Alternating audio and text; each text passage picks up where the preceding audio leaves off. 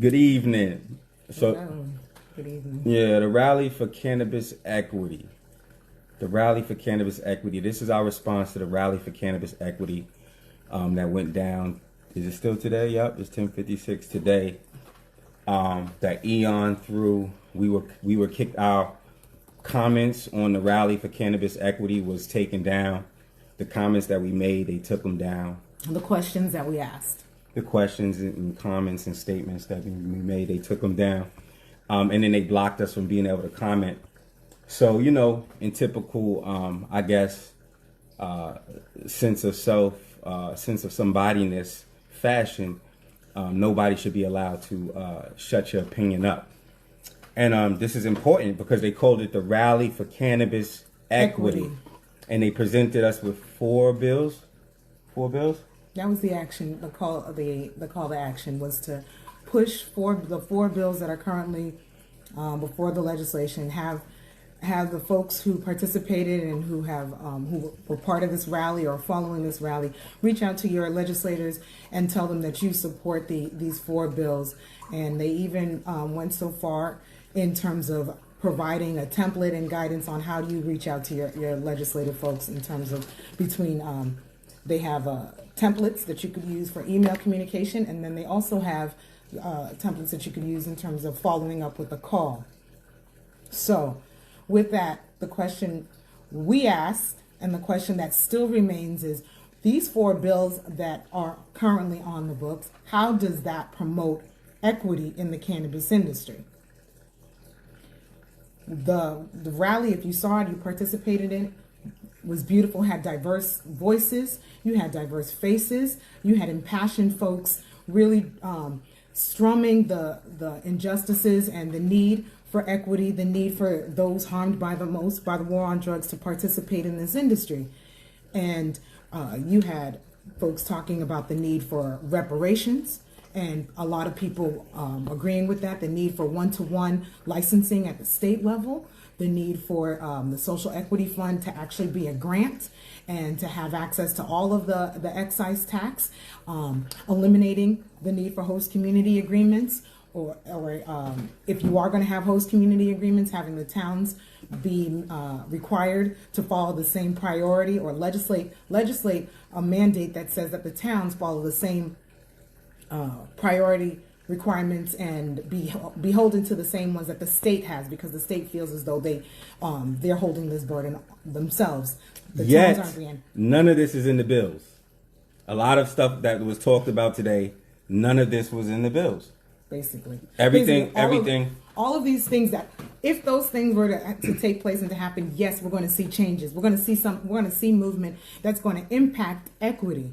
However, when you look at the bills that have been proposed and the language that they're saying, everyone's saying go and support, this language isn't in there. The Social Equity Fund is a loan.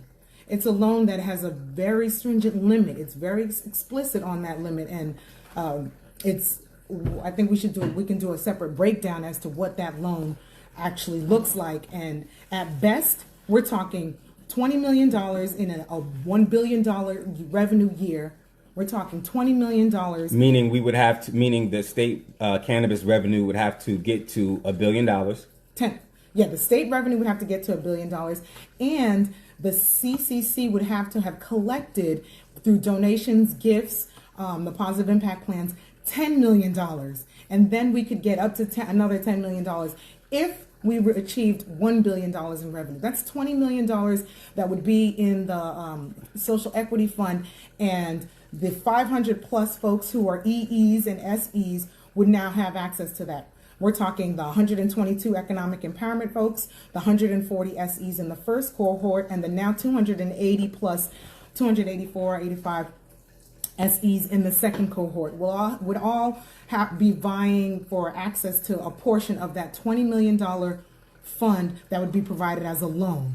So pretty much it's not for entry.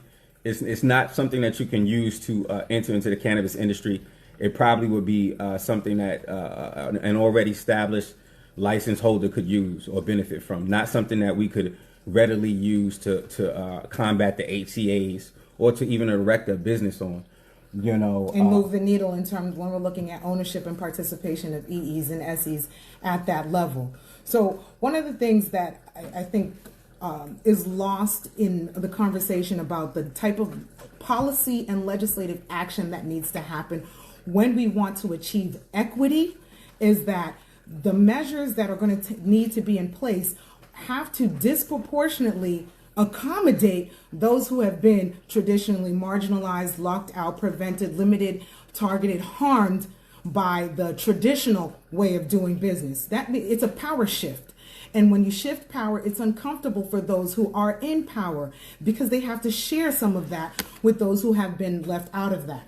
And so when you look at the bill, you have to ask yourself, is this equity? How are we seeing a shift in power? Is there an explicit benefit for those who have been marginalized, for those who have been harmed the most by the war on drugs? Because that's what the flag that's raised for this rally. It's raised for those harmed the most by the war on drugs. The same rhetoric that they used to get cannabis legalized, the same rhetoric that they used to get equity programs was our lifestyle, my lifestyle, the victims of the war on drugs. But yet the victims of the war on drugs are left out of the process, left out of benefiting from the program. They don't want to hear our voice. They don't want to hear. I don't know anybody who, I don't know any EEs or anybody who's been through the war on drugs as extensively as long as I have, since 1993. 1994 was my first. I was charged as an adult for marijuana, but I was abducted by police in 1993. I was enlisted in a war since 1993 that I didn't even know I was a part of since a child. But yet and still, my opinion is invalid. I just had a secret indictment in 2016. A sale to an undercover cop who infiltrated my marijuana community. Here in Massachusetts. So, to say that my opinion is invalid or these folks who actually experience this shit who are in the program, our opinion is invalid, that's hypocrisy.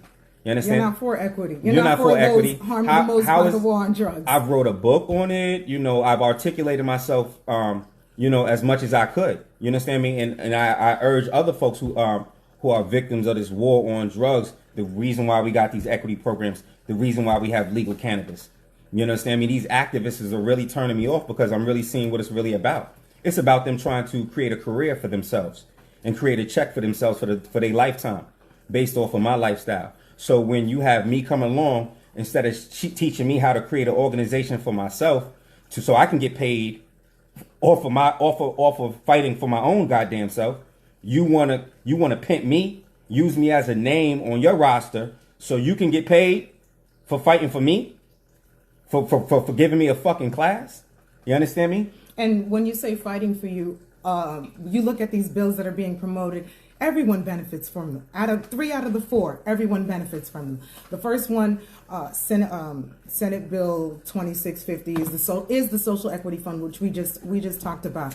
Where is the language and the guidance to really push for this fund to actually be something that is meaningful? In the rally, the ideas and the suggestions that were presented in terms of how we should be approaching this, those things were absolutely right. However, when you look at the bill that's currently being pushed and everyone's saying we contact your legislators before this session ends in the next 2 weeks so that they can look at this and push it forward, that's not the language.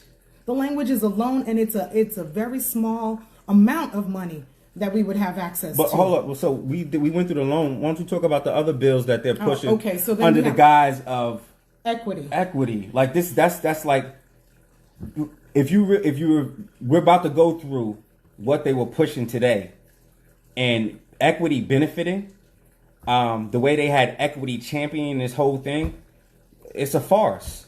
You understand me? It's abuse. And then when some folks in the equity program come along and try to comment, you understand me? We got blocked. We got kicked out. We get blocked, and our comments. Our questions are very explicit and clear. Show me how this results in equity. Show me why championing and rallying around these particular actions is going to push the needle forward, so that a year from now, 4 years from now, we're not having the same conversation and wondering, why didn't equity work? Why don't we see more EEs and SEs and people of color and those harmed by the war on drugs? Why don't we see them more in this industry?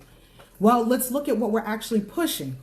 We have we talked about the social equity bill. The next one is the host community agreements. Everyone across the board has agrees that host community agreements, if we can eliminate those, we need to eliminate them altogether. If we're not going to eliminate them, then we need to hold the communities accountable for prioritizing EEs and SE applicants, or making some type of set aside, doing something in their community to support equity, to show in a demonstrative way how they're supporting social equity.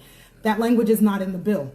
The host community agreement language will allow for is a push to allow for the CCC to review the host community agreements. I'm smiling and laughing because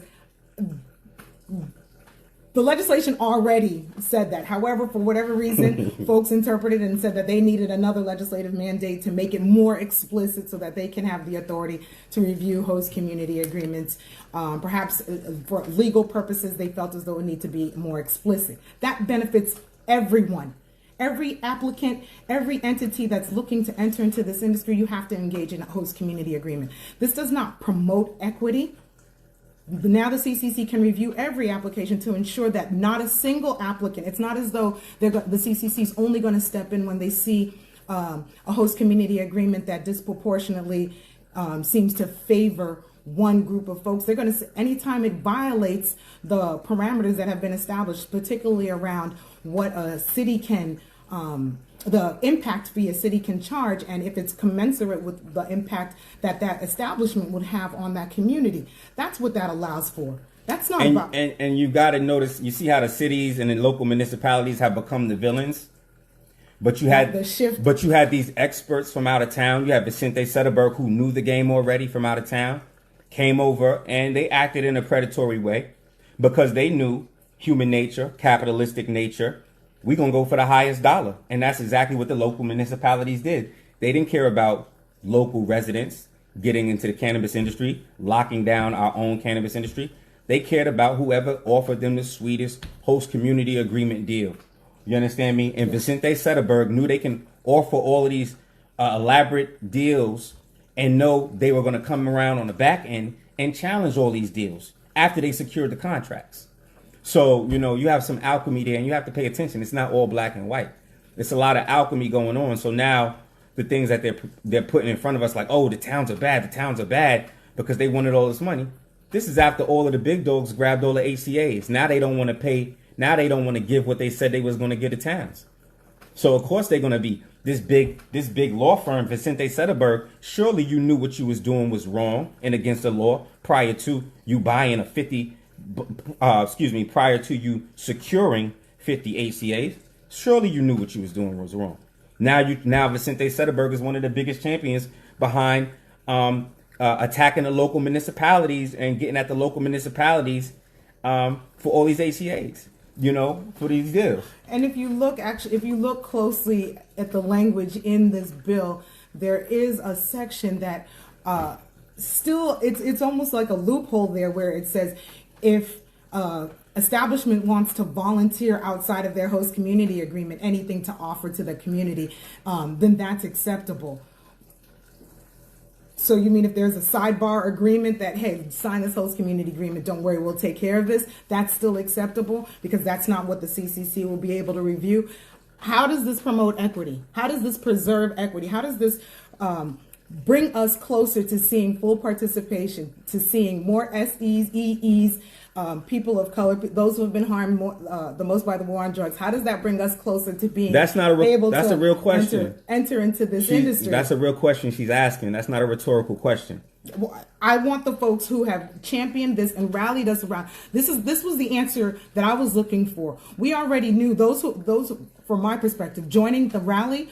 We knew what the need was. We see the statistics, the data around the lack of equity and the lack of participation. So here's a rally. We wanted clarity on, okay, what are we rallying around? How are we going to achieve equity this time? What was going to be different in terms of what's being championed and what we should be pushing for these last 2 weeks to see some type of difference in the next year or 2, 3, 4 years.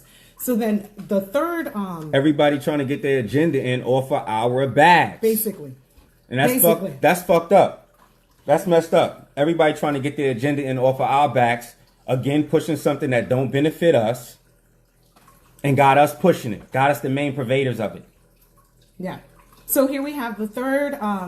The third bill is the act relative to social consumption sites, and the CCC has consistently said the reason why social consumption licenses have not been made available, or much movement has happened in that place, is because there is some additional language that needs to take place in order for them to begin to pilot this program.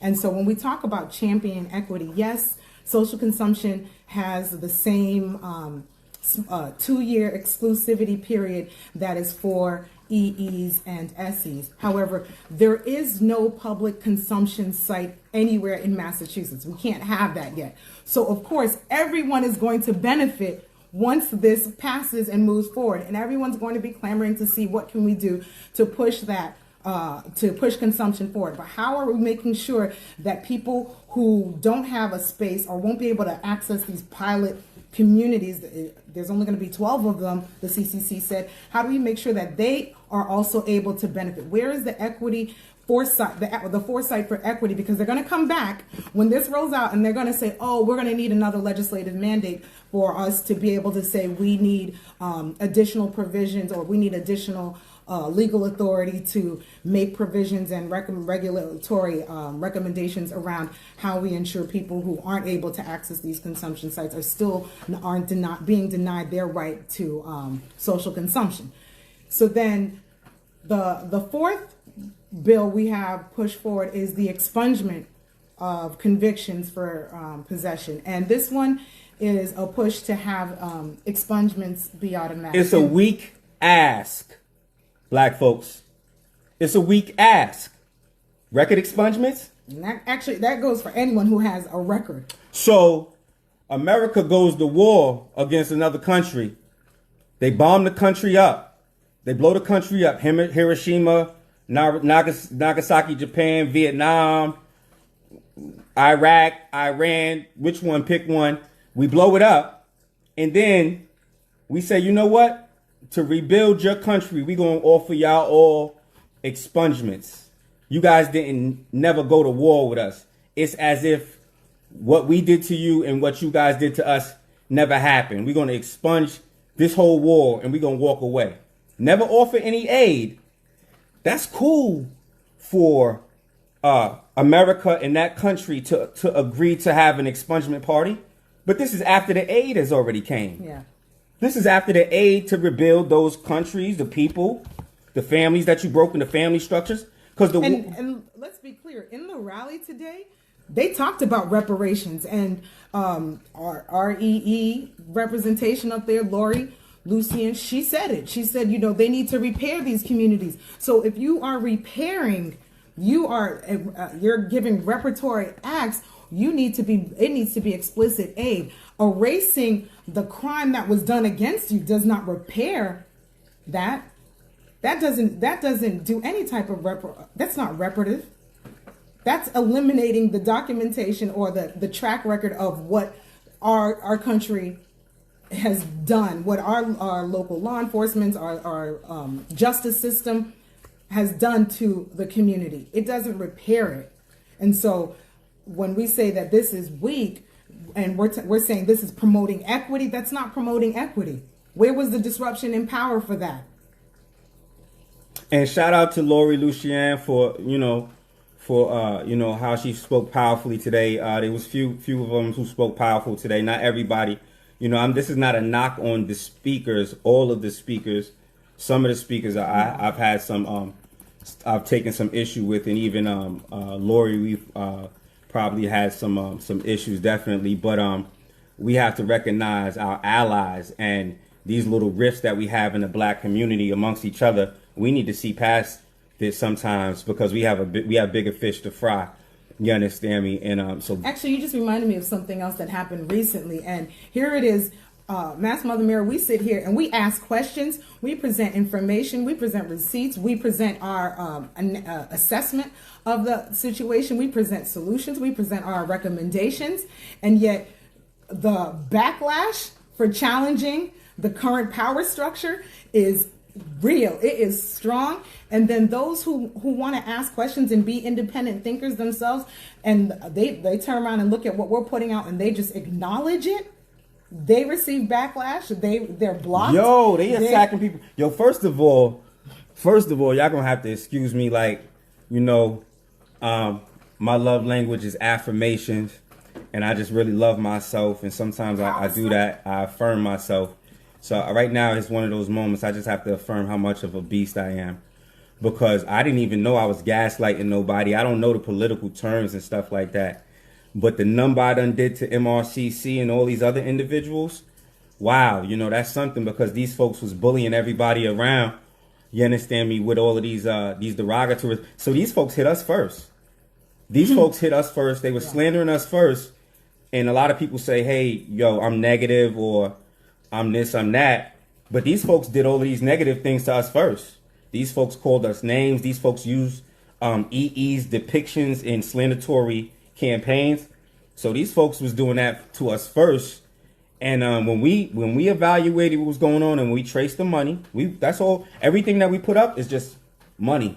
We just traced the money. We traced MRCC to all the money they was getting from all these MSOs, from all these sponsors. And so anyway, we ran down on them. I just want to pat myself on the back for how much of a beast I am. You understand me? Because these folks is coming for our wives, for our families. These folks had no boundaries, and they all did it from that strong state-funded position. When you had the CCC people telling them and promoting them to the public, and then they getting these state funds, which elevated them. Trained by the states, which elevated them even more to the public, and then they getting the PIP money, which elevated them more to the companies. So they went outside and got more money, made sure the company sponsored them. It was almost like if you didn't have MRCC sponsoring you, you didn't have good grace from the states, which made it easy for us to see all the fucking money they was getting, because all of the companies wanted to make sure that you knew that they was giving money to MRCC. So we got their motherfucking name on so much paperwork, getting money from so many people who operating in capitalism. But yet and still, they want to talk about black folks and talk about we capitalistic whores, capitalistic. I'm looking for the bill that says we're dismantling capitalism. I'm looking for that bill. Yeah. Because you are attacking folks who have not even entered into the industry, but yet you accept funds from all the capitalists that are in the industry. And yet your target are the very folks that you're telling your capitalists that you're helping.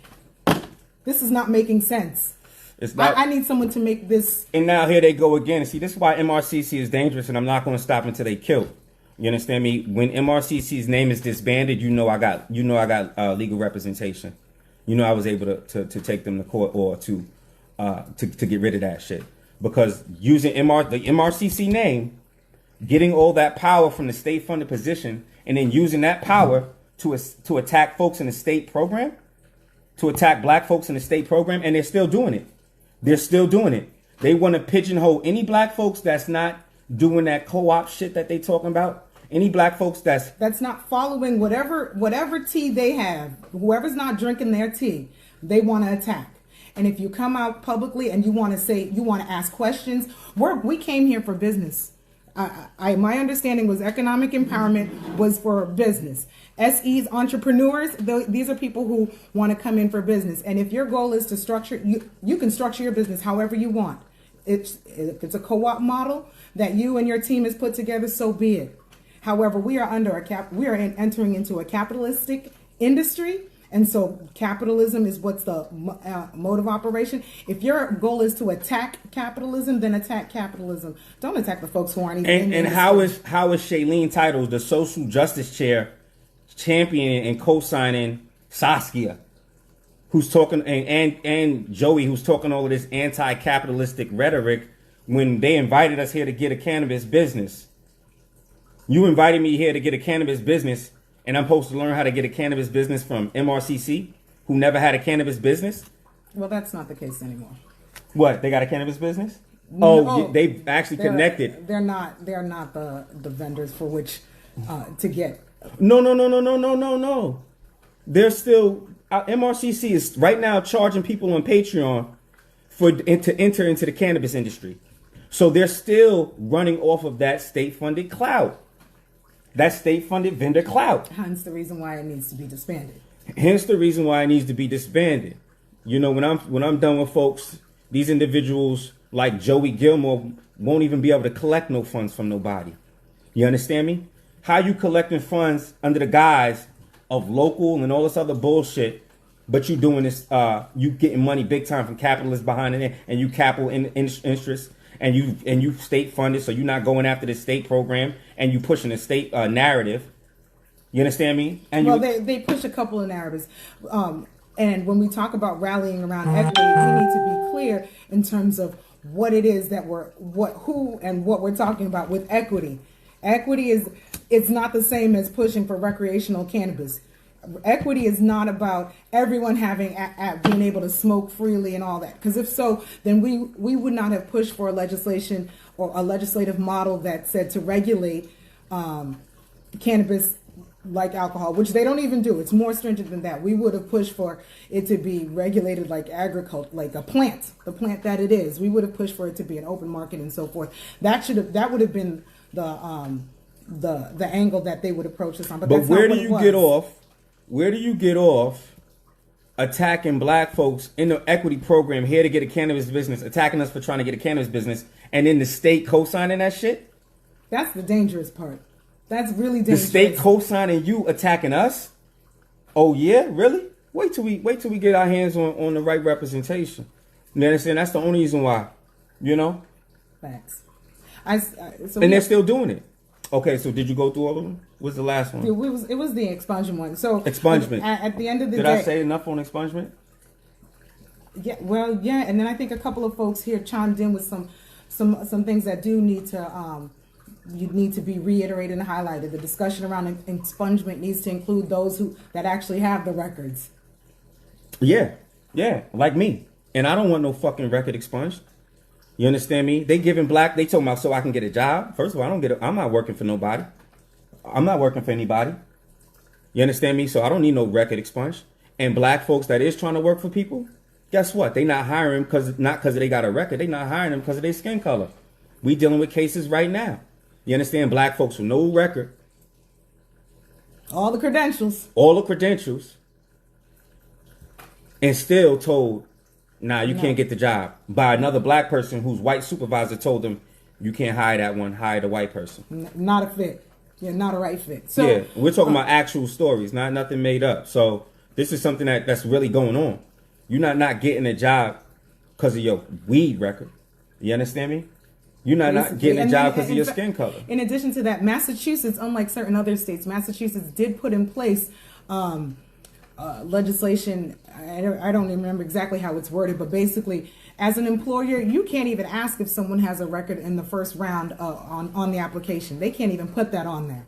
And then when it comes time to doing your query, if I'm not mistaken, they have put in place the legislation that says you can't be discriminated against for low-level marijuana charges. Have you asked what impact does this have on history?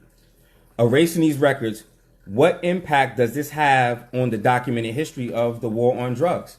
The victims who experienced the war on drugs. You won't even directly address the victims in this quote-unquote reparative act. So what makes you think history is going to be kind to the victims? See, you don't know our history in America.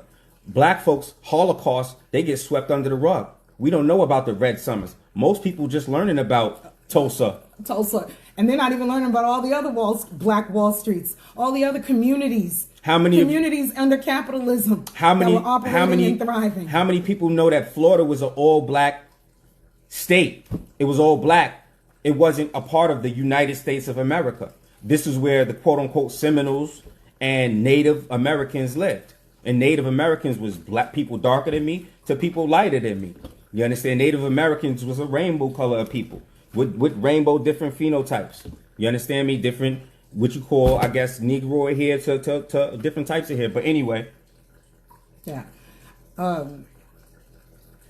Just going back to today and rallying folks. Right now we're at a critical time. It really is critical because we have been licensing folks and operating and expanding this industry, and the regulatory period is about to open up in the upcoming weeks. So the question should always be, whoever you want to listen to, the question should always be how does this impact equity? Not just to the black people who are quote unquote coming in with, I don't even know what our capitalistic core backgrounds.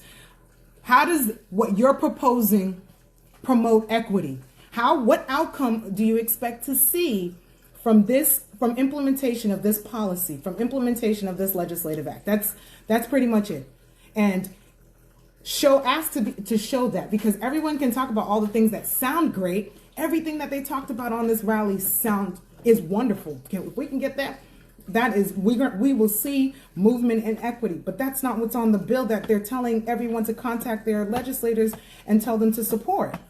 And I don't see the language that's saying to push to say, I need you to look at this bill and not just look at it, but I need you to modify it to include these specific provisions: the reparations, we need the grant, the one-to-one, the host community agreements, the towns being mandated to prioritize host community agreements, the excise tax, all of the excise tax going to the social equity fund, the social equity fund not having a cap on it, any of these things that that the rally really invigorated people into thinking was going to happen or would happen by promoting the current bills. That's not happening, and the language has not been put forth for folks to do that. It's it's the same old. Like they want to rally up a whole bunch of black folks, a whole bunch of color folks to push an agenda.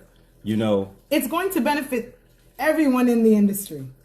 Everyone's going to benefit, but it's not about equity. Those are two different things. The only way they can get it passed is if they get black folks. That's how you have to recognize our power. The only way they can get that thing passed is if black and brown folks get involved with it. So that's what they got. They got black folks to get in, black and brown folks to get involved with it, and it had nothing to do with us benefiting from it in no way, shape, form, or fashion. Or even white people who are supportive and saying, yeah, we need to see more black and brown faces in this industry and ownership and leadership. So yeah, I want to support that. And that's not what actually is going to happen. That's not the direct outcome for the provisions that they're championing and calling everyone to rally around. And so it's disingenuous, it's misleading to say this was a rally for equity and that we want equity now when the provisions that we're pushing for aren't promoting that. They're not, that's not what's going to be achieved. If they implement all four of these things today, we will not see equity 6 months from now. And to see a year from now. And to see these groups there that I have been trying to court to get involved with our struggle in equity in Massachusetts. Yeah. Used to see these groups there like N4M and BECMA, who I've been trying to reach out to get involved with what we're dealing with, trying to get our equity in Massachusetts. And when it's time to get some real legislative language, to get some real community support, grassroots movement that actually looks at putting something that is going to have an outcome that demonstrates equity, no response. Oh, actually, the response from BECMA was that we're not dealing with cannabis right now, correct? BECMA, we're not dealing with cannabis, and also N4MM. They said they didn't know anything about what was going on. Roz said she didn't know anything about the equity program in Massachusetts. So they got to rock with MRCC. The first time I heard anything from M4MM was when M4MM, a representative of M4MM, attacked me for attacking MRCC publicly. Now, I just told you MRCC is this thug-ass group who was attacking EEs from their state-funded position, attacking black EEs, along with the motherfucking Boston Globe and everybody else shitting on us, talking about, oh, they're in negative deals, they're in predatory deals. Where at? Where is the deal? But anytime they see us with quote-unquote big business, then it's something negative happening. But here it is, all these white folks getting licenses. They not talking about their deals. But anyway, so we defending ourselves. We in a dogfight. And the only time I hear something from M4MM is when they on my page publicly bashing me for publicly bashing MRCC. For their misrepresentation of saying they're helping us when they're not, and we're calling it out, and we're being checked for calling them out. That's very problematic. And then to tell me, oh, you know what, I'm going to get with you, black man. I like how you talk, and this is Roz, and I'm going to follow up with you. You know what, email me so you can be members of M4MM. We send our email, I call up, text, no call, no response back. You understand me? But these folks is popping up and talking about equity in Massachusetts. You understand me? And just to be a blackface for some shit that don't even got nothing to do with equity in Massachusetts. And the same thing with BECMA. We go to BECMA You understand me? We become members of BECMA. We pay our money to become members of BECMA. You understand me? We pay our money. When black folks get their money, you understand me? This is an investment. You understand me? You know, I don't know about everybody, but our money, you know, our money come, you know, we got to grind for our money. We got to work hard for our money. So if we give our money to some places because we believe in that place. Yep. So we put our money, we invested in BECMA. BECMA said we ain't dealing with weed right now. So we said, okay, we got another small, we have some other stuff. We got another small business. So we brought our businesses over there and tried to do something with BECMA to no avail. You understand me? You know, I'm not going to go too deep into that, but I'm just saying to no avail. But, you know, here it is. They popping up. Here it is talking about some cannabis. But when we went to BECMA, no, we're not dealing with cannabis. Wait, that's great that you pop up and talk about cannabis. We need that. But don't come in and tell me that you're going to be subservient and follow the very organization that has led us astray. The very organization that is attacking the people that BECMA, you're supposed to be helping, you're supposed to be promoting, you're supposed to be championing and identifying ways that we can interface with the legislators, the local, the councils, the community folks who are the leadership to ensure that equity is taking place. The folks that you have submitted to are the ones who are attacking us, and they're actually promoting the anti-economic and anti-capitalism model and businesses that are currently in this industry. So here it is, the biggest black business organization in Massachusetts, and they're going to put themselves under MRCC, an anti-capitalist group who's attacking black folks. And then they don't want to have nothing to do with folks like my wife and I. My wife, who wrote the Massachusetts Marijuana Social Equity Report. They're not talking to people who are writing real solutions, who actually are part of their organization. You understand? They're being a respecter of persons. And this is where the biggest black business organization in Massachusetts is leading black folks. You know, $1 billion. The biggest boom, economic boom potentially for black folks. Opportunity that we have that is right in front of us right now. Allowing MRCC to anti-capitalists to lead us around. This is a capitalistic structure. Everything is capitalism. What are you talking about? When you go to Walmart, Wendy's, Burger King, McDonald's. I don't even think the point needs to be belabored anymore in terms of, because I think for those who can think independently, the issue that's not the issue here when we're talking about equity and all of the provisions that are being pushed forward under the guise of equity when it's not. It's using the those who are passionate about equity, those to whom equity matters, using their energy to push forth an agenda that's going to benefit opening up this industry, but doesn't benefit them directly. And so whether you're black, white, whatever other color, red, yellow, whatever, however you self-identify, whatever you are, and you see something that says cannabis equity now, and you're like, yes, this is what I stand for. And then you have a group who has presented themselves and has been validated by the CCC as being leaders in this, pushing a certain set of bills, but yet they don't break down the bills for you. They don't ask them how is this different from what it currently exists, and how will this result in equity? Those are the key questions people need to ask. I just can't drive that point home any further than that. You know, and in policy and in political science. So it's always ask the question, ask how, what is the impact? Why are we doing this?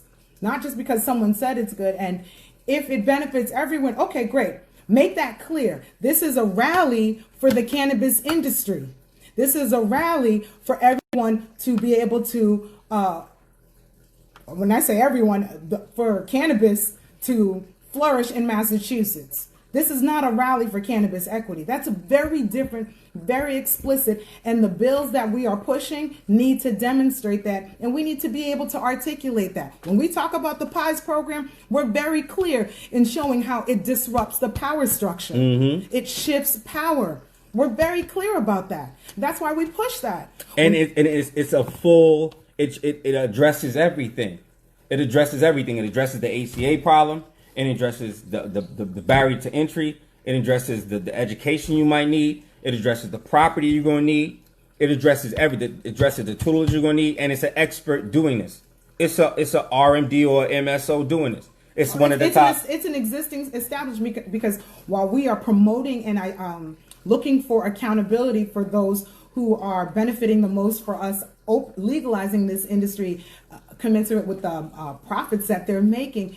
It's a model that anyone who wants to really achieve equity and see some tangible results, meaningful results, can participate in the way that it's structured and receive credit for doing that through their positive impact plans. And if they really want to push something legislatively, they can put in tax breaks for that, and it would align with the impact that they are already putting. So when we say we're doing something for equity, we can articulate what our expected outcomes are. And folks want to challenge the tax breaks will make it a win-win.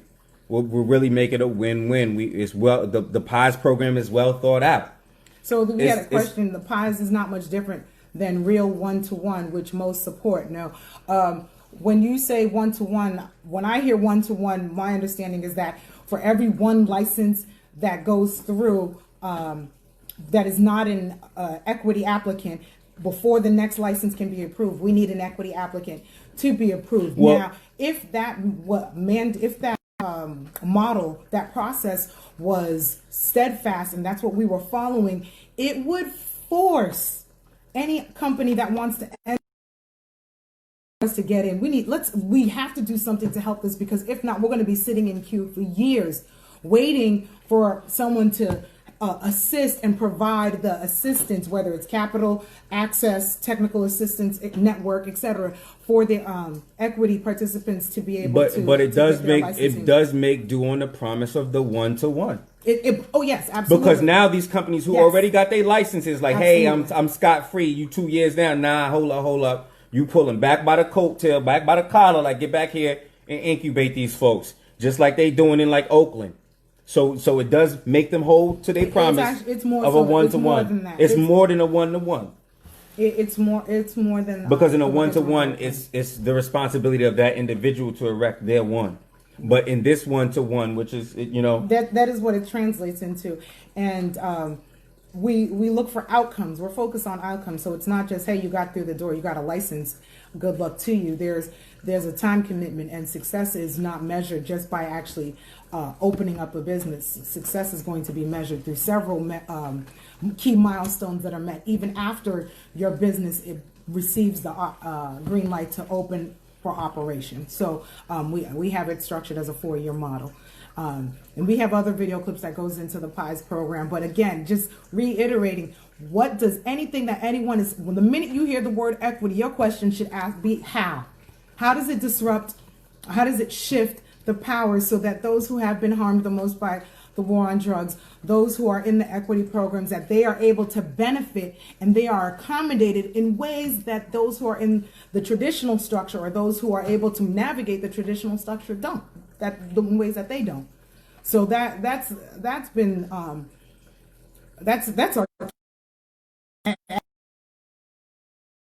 Don't call it a rally for equity.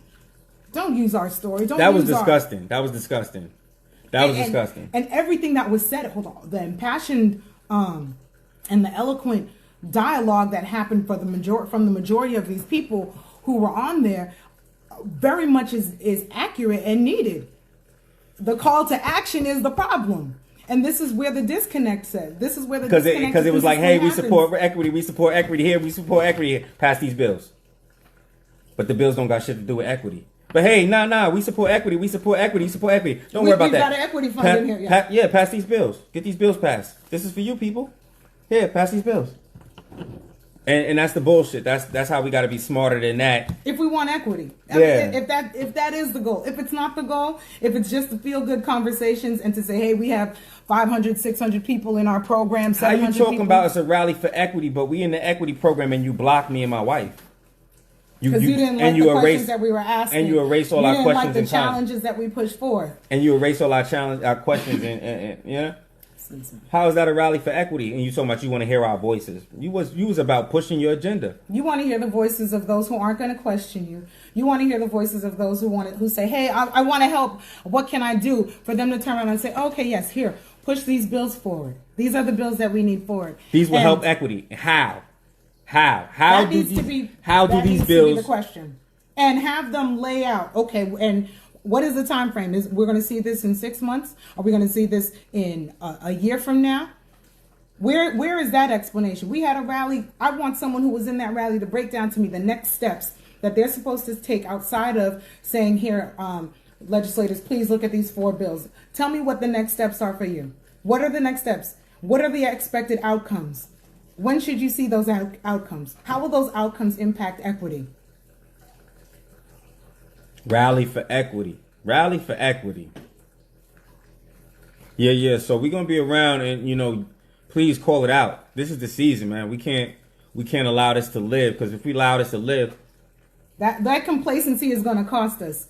And yes, folks may feel uncomfortable with the anger, with the impassioned dialogue and whatever videos that we put out. However, if you aren't impassioned about it, guess what? You're complacent with it, and you will compromise and you will accept whatever's put in front of you. And we're here for equity, and that's what we want to see happen. And until it happens, we're going to push the questions. We're going to push the uncomfortable dialogue. And for anyone, if you think independently, you're going to ask questions as well. And kudos to those of you who have stood in the line of fire for asking questions about what we put out there, and have had to deal with the backlash from those who are in the social media network. Questions that challenge the rhetoric that they want to push forward, the narrative that they want to tell. And then the other question, please ask, is clarification. I need clarification, leadership, Cannabis Control Commission leadership, and all those that you champion. Is the social equity program winning, or is it failing? I'm unclear. And whichever way if it's winning, please describe why and how we are achieving equity. And if it's not, please describe explicitly what is it that you're doing and that's going to be different from before to achieve that equity. Because we've heard both coming from leadership at the CCC and their representative. They keep talking about the victims of marijuana mass incarceration, the victims of marijuana mass incarceration, communities harmed. There's not many of us around. I'm around, but I know my opinion isn't respected. Steve Hoffman, he talking all that shit. He blocked me. He blocked I sent him an email. I'm not sending him derogatory emails. I'm not in this man's inbox. I think I sent him maybe 3 or 4 emails, something like that. I don't even know if it's that many to Hoffman. Yeah, to Hoffman. And I sent him an email. He blocked me. He blocked me. He says, Steve Hoffman blocked you. But you up there talking about, hey, we're hold us accountable. Hold us accountable, and I hope we're doing a good job for the victims of marijuana mass incarceration. Those are harmed. This is all bullshit. Because I'm in the fucking program. I'm in the program. I've spoken out at the forum. You understand me? I wrote a book. And I've been vocal, and I'm sending you emails, with recommendations, with solutions, solution-oriented emails, and you blocking me. You talking about you want to help people from my community. You a liar. You a bullshit artist, and not on my watch. Not on my watch. Y'all so disrespectful because y'all try to treat people like they nobody or like they nothing. That's okay. You understand me? I have a strong sense of self. I do want to point out something else you mentioned with Hoffman. So the follow-up, right? Our live tonight, this conversation with you all was really about the rally around equity, but something also needs to be said in terms of the policy recommendations and these group of folks who have been able to capture an audience. I think that video has been shared maybe 100 times and over 1,000 views. I don't know what the numbers are because they blocked us, but where is the dialogue on what folks should be looking for with the policy discussion and the things that the CCC said back in June they were going to have up for public comment? Because the things that they're discussing, again, the question needs to be, how does this promote equity? How does you going back and looking at the definition of economic empowerment for the 123 people that you already said that you will not open this window up for, and they've already been approved and certified. How does your tweaking of that definition benefit equity? How? It doesn't. It's another form of an opportunity for them to dilute it. How does your switching from saying we need 51% ownership to sending out a memo for 10% ownership to now saying, well, perhaps we should have 33% ownership? How does that promote equity? How does that shift the power to include those who have been harmed, those in the equity programs, in a way that is meaningful, in a way in leadership roles, in ownership capacity? How does that help that when you are diluting it? So these are the questions. Any of you, if you are paying attention to the policies that are going to be put forth in the next week, and that they're going to open up for public comment that they told us, look at what all, and they championed their June 19th meeting around how much they focused on economic empowerment, how much they focused on the equity provisions and the discussions that they had around that. Look at each single change that they're promoting in policy and ask, how does this promote equity? And we have to get over them. They love to act stupid. Hoffman and them, they love to act dumb. They love to play dumb. You understand? They love to play dumb. As if they're not strategic. As if he was an international strategic director for a major international corporation. You mean you don't know how to strategically plan to achieve the goal that was set before you? But then, on top of that, we've given you solutions. We've identified all these problems, given you solutions, and you're not even looking at them. You're not even talking about them, and you see us, you know us, you blocked us, so you know we here. You ain't about it. Yeah. You ain't about it. Because here it is. We gave you solutions. Stop scratching your head and acting stupid in public, Hoffman. Stop acting like you don't know what the solutions is when we gave you solutions. We gave you right here from disproportionate community affected by the war on drugs since a child. I'm right here in your face, in your program, wrote you solutions, gave you the Massachusetts Marijuana Social Equity Report, and you sitting up there playing dumb in front of folks? Come on, man. That's what it is. See, this is what's going on, folks. If you fall down and somebody try to help you up and they not strong enough to help you up, the person who on the ground trying to be helped up, how do they look if they start cursing at the person trying to help them up and being mad at the person trying to help them up because of their inability to help them up? That's the trick knowledge we dealing with. You understand me? They don't ever have to really be successful. And then we actually look bad complaining about them not being successful because, after all, they tried to help us. You understand me? But they didn't listen to when we say, this is how you help me. That's the act. That's the act. That's how you know it's an act, because here it is. We like, hey, this is how you can help me up. This is how you can help me up. We got solutions for you. And they not looking at the solutions. They don't want the solutions. They're not really trying to help you up. You understand me? And they want to demoralize you, demonstratize you, demonize you, attack, for label you with all the negative stigma again. But yet they, in the same breath, say that they're for those who have been harmed by the war on drugs. Were we supposed to come and beg? Were we supposed to come in and sing kumbaya with you and say thank you for saying that you're going to do everything you can possible? And not just that. And sit and wait in hopes that whatever plan you come up with for us will be good? Is that what we're supposed to do? It's not just that. It's the fact that you don't respect. You think intellect comes in colors. So these black folks can't possibly be intellectual enough. She has the working experience. Can't possibly be intellectual enough to evaluate this program.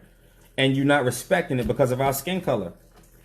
So you think intellect runs with skin color. That's what it is. Because here it is, we evaluated the program, gave you some solutions, all of that stuff, but it's not valid because our skin color ain't the right color. No, it's twofold. To evaluate a program? Hold on, it's twofold, right? Because you can have, it's not just that, but also we're not playing nice. And I say nice, and I'm very explicit by using this word nice, because if you study the etymology of nice is actually stupid. Because we're not playing stupid, because we're not you being PC in every and polished in every approach, because we're not playing the role and going to hey, can we be part of this group and that group in order for our voice to be heard? No, that's not what's required. What's required, you said you wanted those harmed the most by the war on drugs. It did not say in order for you to come to us, you have to sign up with this organization. You have to be nice to the social justice chair. You have to agree with everything they put in front of you and give your accolades and support and appreciation for what they've done. That's not what it calls for, and that's not what we're here to give. We're looking for equity, because that's what you said you were going to do. That's what it says. That's what the legislation says. And we're not going to compromise on that. And until we see that, it's going to be this level of expectation. It's going to be this level, this demeanor. It will not be something kumbaya, because it wasn't kumbaya. The war on drugs wasn't kumbaya. The decimation to families, communities, that wasn't kumbaya. There wasn't anything pleasant about that. So we're not going to sit here and acquiesce to your comfortability in terms of conversation around how can we achieve equity, but yet never get into the uncomfortable things that really need to happen in order for us to achieve that goal. Mm-hmm. And we have been civil. We have been civil. We gave you a report. We giving you a report. We giving you solutions. So we're not just complaining. We're not just saying jumping up, acting crazy. We've given you solutions. So, and being civil has nothing to do with singing kumbaya or being nice. I'm being civil right now. And there's nothing nice about what I'm saying. There's nothing nice about the expectation that I have. It's uncomfortable and it needs to take place. Does that mean that I'm an asshole? Does that mean that whatever other label you want to put? Absolutely not. What it means is I'm not going to smile in your face and say thank you for something that you have not done just because you said the right words that made folks feel good. That's what that means. That means I'm going to hold you accountable the same way you said you wanted to be held accountable. I'll smile then when you agree to that. I'm going to hold you accountable for that. That's what that means. That's what we're looking for. You want equity? You champion equity? We want to see the equity. We want to see the action around that. We don't want to see last minute suggestions or last minute reminders of something that took place a year and a half ago. No, equity needs to be at the forefront at every conversation, because that's what we said it was going to be. It was going to be promoted. It was going to be encouraged. And so it always needs to be at the forefront, not just of the conversation, but the barometer for the actions that take place need to be through the lens of equity. And if it's not, then you're not doing your job. Big facts. I think we made our point. How long we been on this thing? I don't know how long we jumped on, but it must have been a little bit over an hour. Oh, hold on, it's the last comment, and I have nothing against legislative campaigns generally. I support them, but yeah, there was heavy misdirection and co-opting going on here from the top. Absolutely, that's all that was. That's all that was, selling a false narrative. So they have, today's the 16th, they have up until the 31st. Put your narrative together, get your call to action cleaned up so that we can see what it is that folks should actually be putting out when they reach out to their legislators about these specific bills. Or is the goal just to get these bills passed? That's all I have for this evening. Thank you all. I don't think I missed any other questions on here. Thank you for you all joining us this evening, and come back through. Anthony, it's going to be posted, so definitely come through, and yeah, we'll be doing more lives, just chiming in, because it is a critical time. Public comment is coming up. That's going to be the next thing. Yep. Have a good evening, everyone. Holding folks accountable. Have a good evening. Appreciate you.